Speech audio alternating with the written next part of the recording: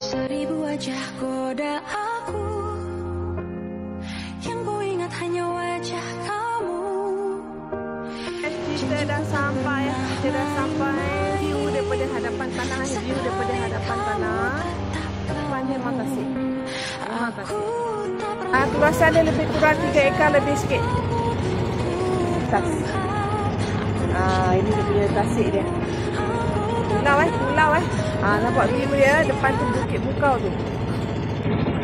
Okey, kalau dekat pulau ni kita ada ferry ya, dia boleh angkat beho, boleh bawa lori, boleh angkat batu-bata semua boleh. Kita ada 3 lot ada 3 lot dekat sini. Dengar tu bunyi air.